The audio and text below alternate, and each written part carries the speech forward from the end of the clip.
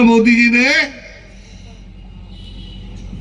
नोटाबंदी कर दी, हजारों लोग लाइन में मर गए पैसे वापस लेते लेते। तो ये मैंने जैसे कहा कि 2014 के पहले का हिंदुस्तान और 2014 के बाद का हिंदुस्तान, इसमें इतना फर्क पड़ गया। एक जहरीला वातावरण पूरे देश में उन्होंने फैला दिया, और उसमें भी अल्पसंख्यक के लोगों को जड़ से उखाड़ने के लिए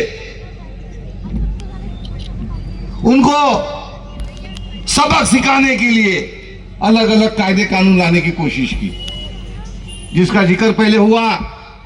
मैं सच कहता हूं, मैं 30 साल से राजनीति कर रहा हूं। यदि 400 पार यदि हो जाते थे ना, तो यही अधिवेशन में वक्फ बोर्ड का बिल पास हो जाता था, यही अधिवेशन में। और आप लोगों ने जो लोग अपना लोकसभा में जो सबक सिखाया, जो अकल दिमाग से जो वोटिंग किया, इसकी वजह से वक्फ बोर्ड का बिल लटक गया। उनका दूसरा जो बात उनके दिल में थी बहुत सालों से कि एनआरसी लाएंगे, वो एनआरसी भी लागू करने के पीछे थे। और जिसका जिक्र बबलू भाई शेखावत ने किया कि नेशनल रजिस्ट्रेशन फॉर सिटीजनशिप, कि आप हिंदुस्तान के भले ही आपकी 5 पुरखों से यहां रह रहे हो, आपके माँ बाप आपके पूर्वजों से यहां से रह रहे हो, पर आपके पास यदि कागजात नहीं है तो आपको ये देश छोड़ना पड़ेगा। इतना बहुत ही बुरा बिल जो भी एनआरसी का है। पर इसमें एक बात है कि एनआरसी लगाना या नहीं लगाना वो राज्य पे अवलंबन है। यानी जो अपनी कॉन्स्टिट्यूशन है अपनी, उसमें यह अधिकार राज्य को दिया है कि एनआरसी लगाना या नहीं लगाना ये राज्यसभा अपना जो राज्य है वो तय करता है। इसीलिए ममता बनर्जी ने साफ कह दिया कि तो एनआरसी का बिल पास भी करेंगे तो हम पश्चिम बंगाल में एनआरसी नहीं लाएंगे। और यही यहां होने वाला है। यदि हम चूक गए और फिर से ये महायुति की सरकार यदि देश महाराष्ट्र में आ गई, तो पहले ही अधिवेशन में ये पास करके और एनआरसी यहां लागू करेंगे। पर हमारी सरकार आ गई महाविकास आघाड़ी की, तो हम आपको वादा करते हैं, कांग्रेस, राष्ट्रवादी कांग्रेस और शिवसेना, बाला साहेब ठाकरे, तीनों समाजवादी पार्टी, आप की दिल्ली में यदि बिल पास भी किया तो महाराष्ट्र में एनआरसी नहीं लागू करने देंगे। पर ये होना नहीं होना आपके हाथों में है। ये निर्णय आप ले सकते हैं और ये निर्णय 20 तारीख को लेना है। मेरे पहले के वक्ताओं ने बताया, सही बात है। ये हमारे दोस्त जिनका पोस्टर लगा हुआ है, डॉक्टर अबरार, बहुत अच्छे इंसान है, बहुत अच्छे डॉक्टर है, एक गरीबों की मदद करते हैं।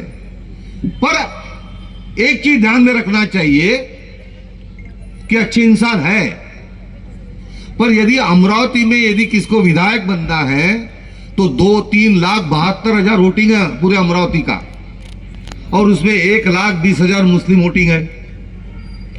जिसको मैं जब 2014 में चुनाव जीत के आया था तो मेरे को 84,000 वोट मिले थे। 2019 में जब हमारी बहना चुन के आई उसको 82,000 वोट मिले थे।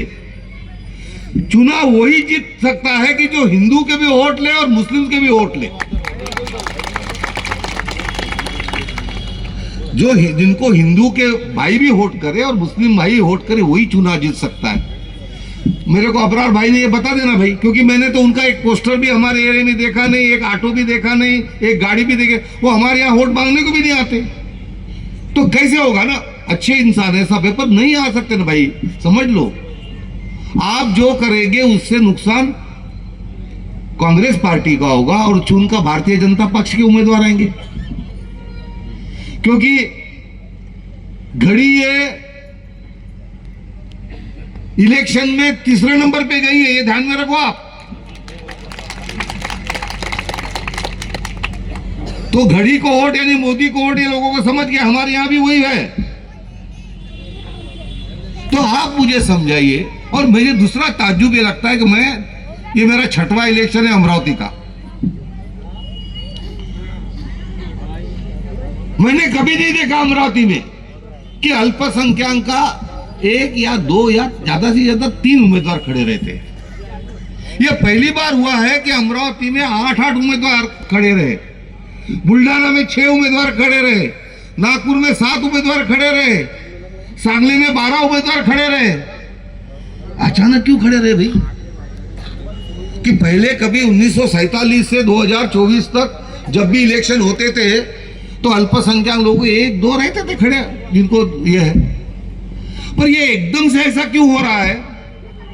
तो इसके पीछे की जो साजिश है ये समझ लीजिए। आप समझ सकते हैं कि जब 2024 के लोकसभा इलेक्शन में भारतीय जनता पक्ष को मात खानी पड़ी, इनको समझ गया कि जब तक हम मुस्लिम वोटों में बंटवारा नहीं करेंगे, उनको वोटों को नहीं तोड़ेंगे, उनके ही लोगों को खड़े करके उनके पीछे उनको नहीं लगाएंगे, तब तक हम जीत के नहीं आ सकते। और यही एक मसला है कि जिसके वजह से पूरे महाराष्ट्र में आपने देखना अल्पसंख्यक लोगों को बहुत बड़ी तादाद में उम्मीदवारी खड़े किया गया। आप समझदार लोग हो। जब ऐसा है कि आदमी चुनाव किस लिए लड़ता है, मैं ये चुनाव इसलिए लड़ता हूं क्योंकि मेरे को लगता है कि मैं चुन के आना चाहिए। पर एक आधे आदमी को, एक आधे उम्मीदवार को ये 100% मालूम है कि मैं चुन के नहीं आ सकता, मैं चुनाव नहीं जीत सकता, पर उसके बाद भी मैं खड़ा रहूंगा। तो वो जीत के आने के लिए नहीं खड़े रह रहे, वो किसी को गिराने के लिए खड़े रह रहे। और ये आप लोग अच्छे से समझ सकते हैं।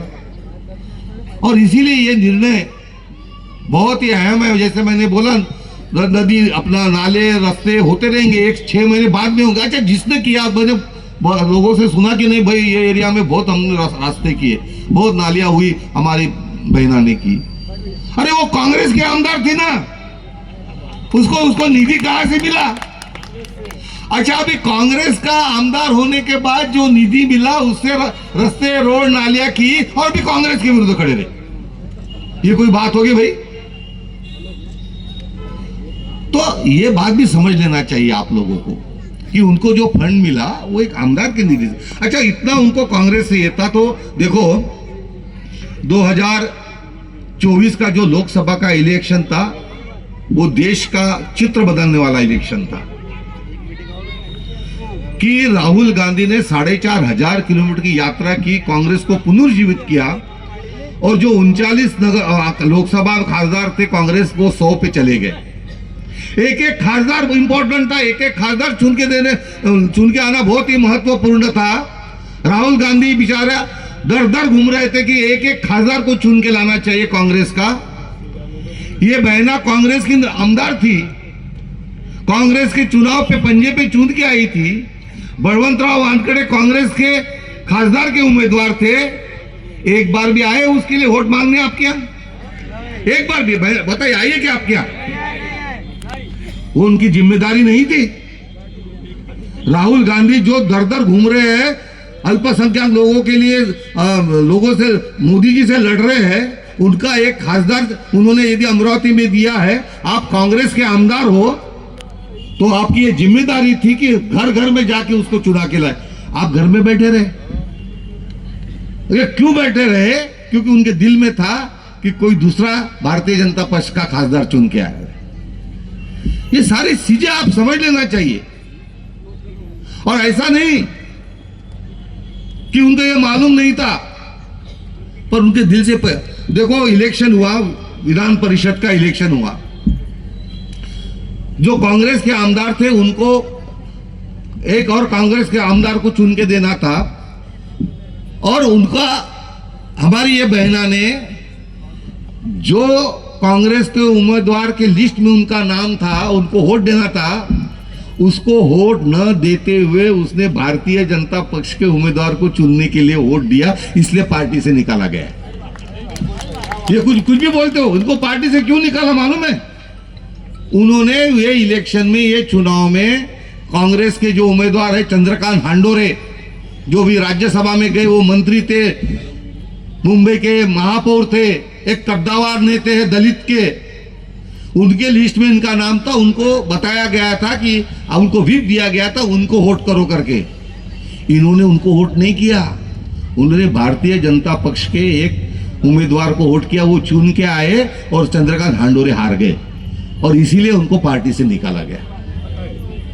तो भाइयों, 1 मिनट में मेरी बात मैं पूरी करता हूं। और इसलिए 20 तारीख का जो चुनाव है, वो चुनाव बहुत ही अहम है, देश के लिए अहम है, महाराष्ट्र के लिए अहम है, हम सब के लिए अहम है।